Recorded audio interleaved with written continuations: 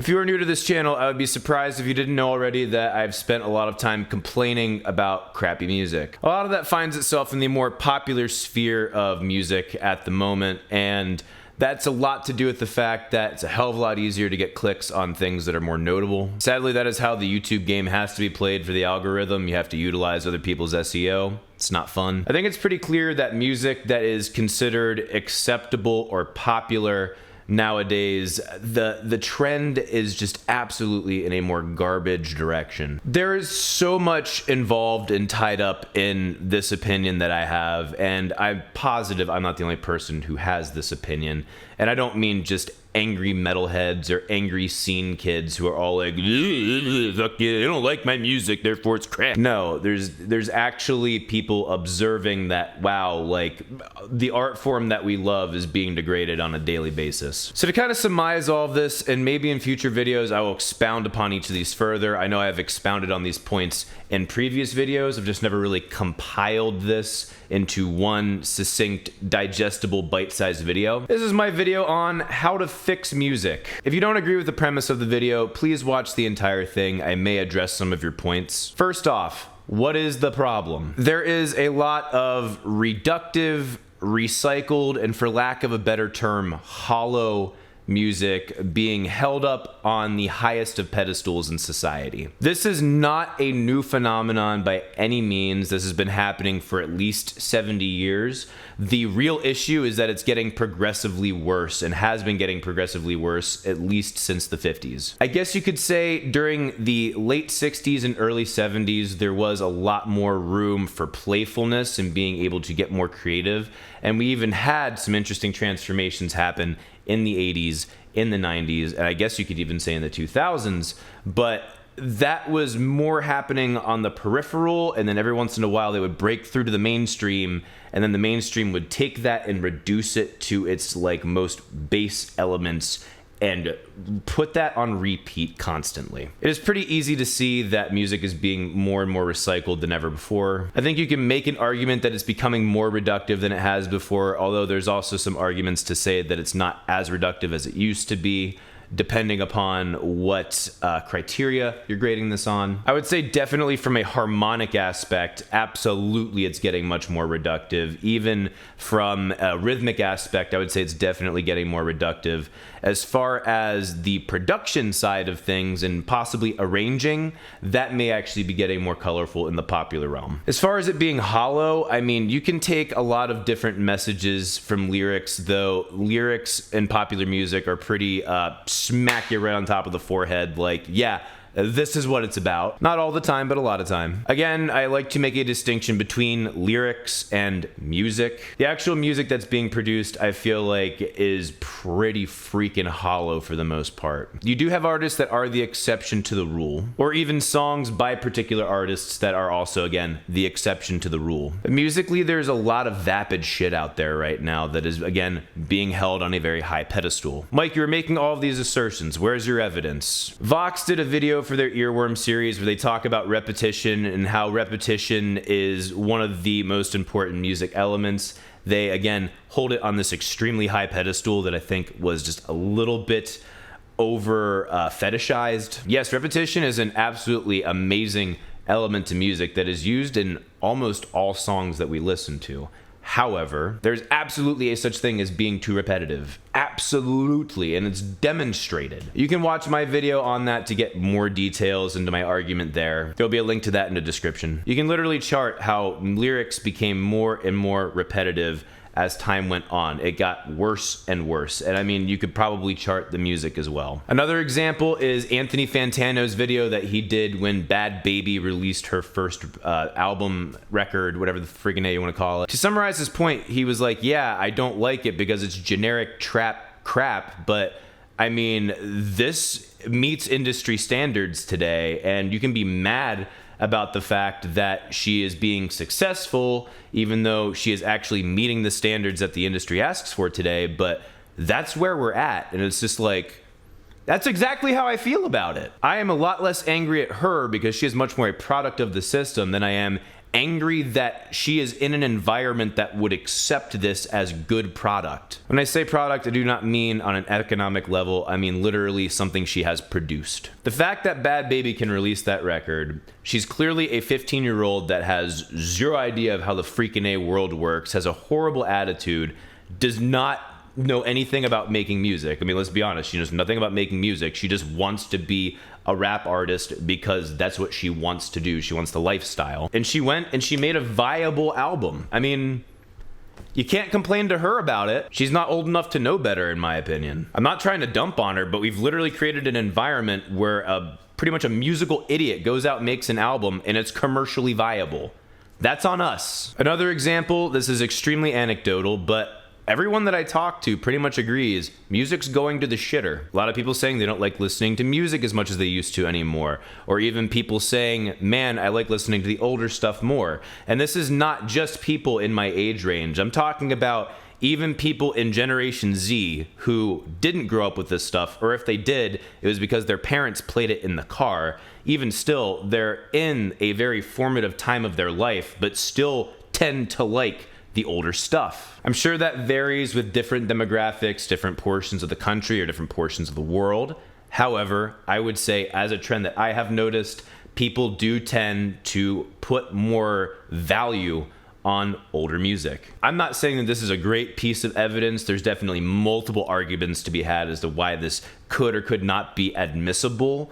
But I did want to at least address it. And my last point is that music is now being consumed passively much more regularly than is being consumed actively. Very few of us actually just sit down and listen to music. We are always occupied somewhere else in our brains. Because of that, music impacts our cognition differently when we are distracted by something else as opposed to just sitting there and absorbing it. That also impacts the type of music we like to consume. A type of music that will pull your attention away from the other task that you're doing is going to be less consumed because you really just want the music to kind of entertain another part of your brain, while this other part of your brain, I don't remember what the frickin' many parts of the brain are. Forgive me. Part 1 is focused on this thing. Part 2 is focused on music, and you don't want the music to pull part 1 away because you want to accomplish the task. Basically, you can listen to complete junk and it would be just fine because you're not listening to music to enjoy the music. You are listening to music to enhance a completely different experience that has nothing to do with music. Therefore, your expectations and requirements and standards as to what the music needs to be are going to be lower. Okay, granting the premises I've placed out before you now, you can also ask, but why is this a problem in the first place? Why isn't this just how things go? Why do I consider this a negative thing? Because music is not only an outgrowth and a portion of culture, it also impacts culture, and culture is extremely important. I think it's pretty obvious that the West is on the decline right now, and I think that music is not only a contributor to that decline, but it's also a symptom of the decline. I think a big part of that is my next reason. Music is an opportunity for introspection. I keep hearing about how depression rates are up and people are having all these existential crises. How much time have you actually taken to look inside and really delve out any of the problems that you might have? How much time have you taken to actually reach out and address some of your problems that you might have with an outside influence or even with your conscience? Music can absolutely facilitate that. Music also gives you an extreme emotional release, which, I mean, if you take bass-ass music, you're going to have a bass-ass emotional release. When you get into stuff that is more sophisticated, not complex or complicated, sophisticated, there is a very distinct difference. When you get into music that is more sophisticated, you are more accurately, and I would say more effectively, able to resolve some cognitive dissonances or emotional tension that you may have inside of you. Not only that, it gives you the opportunity for emotional connection, being related to, making you feel like you're not alone in the world. It doesn't necessarily have to resolve it,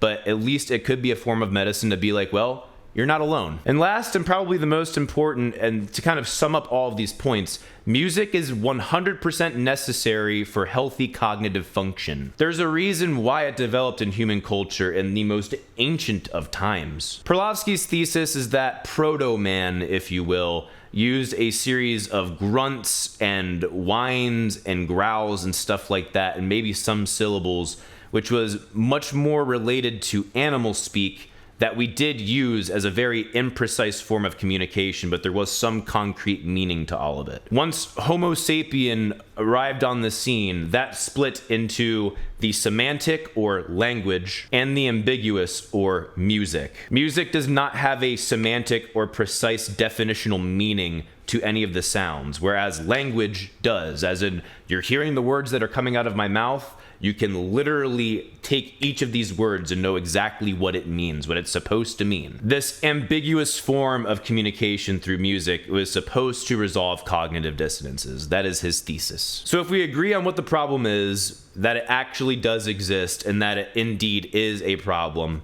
what are the solutions? The first and probably most important part of this solution is educating yourself on music. It's absolutely depressing how devalued music education is today in Western society. Some parents know that it's important, will give their kids private lessons or whatever, but in schools, not only do they never teach it right, they really, the government and schools do not have a proper grasp on how to properly educate kids on music. It is baffling. You don't have to know music theory, though it definitely does help because you're able to describe in semantic language what is happening in an ambiguous realm. But even just listening to a song that you like and trying to put into words the emotions that it is drawing out of you. Sometimes it's as simple as this makes me feel sad or this makes me feel happy. That is not precise at all, but if that's the best you can do to start out, it is something. Start to build a better emotional vocabulary. Be like, well, this makes me feel distraught or hopeless or angry, or I would even say mercurious.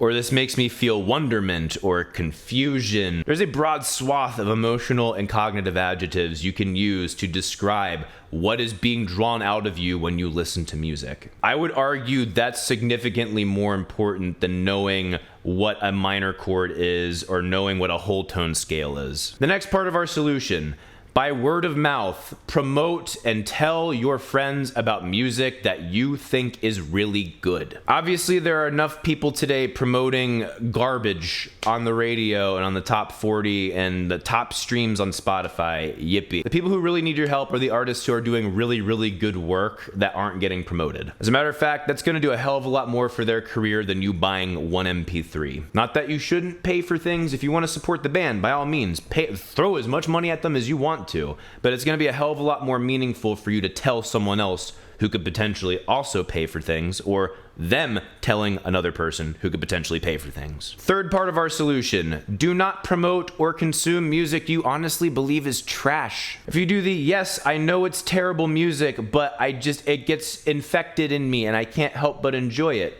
maybe you need to re-examine why you like it. I have always thought of music as medicine. Sometimes that medicine is crack cocaine. Sometimes that medicine is whatever medicine is healthy for you and not crack cocaine. Is it the fact that you are really, truly, honestly having a positive experience out of this? Or is it the same feeling that you have when you're eating a bag of chips and you get to the end of an entire party-sized bag of chips and your taste buds feel an immediate gratification, but then for the next 2 days, you feel like you have to crap your pants every time you walk? Or is there something more fulfilling, scratching an even deeper itch, fulfilling an even deeper need than music that, well, I'm just having fun to it. I can't help but move to it.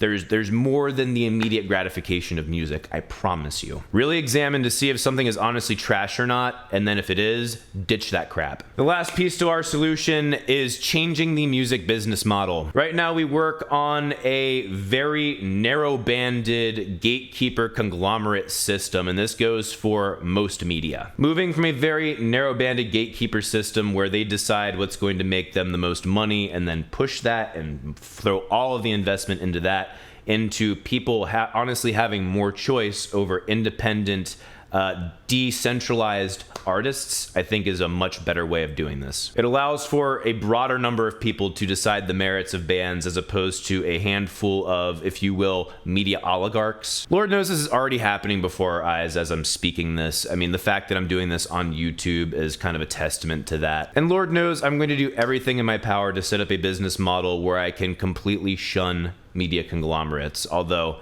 distribution might be a tough one. We'll see. I think it's absolutely possible, and I'm very excited to try this out. So those are my thoughts. I'm sure I've pissed off somebody for some reason. Let me know why in the comments below. If you like this video, if you like what I do on this channel, please leave a like, please comment, please share this video. That is extremely helpful to my channel. Also, please support me on Subscribestar. That is the only way I can keep making badass videos for you. And you can follow me on Instagram, Twitter, and Facebook at Become the Night. Thank you guys so much for watching. See you in the next video. Rock on!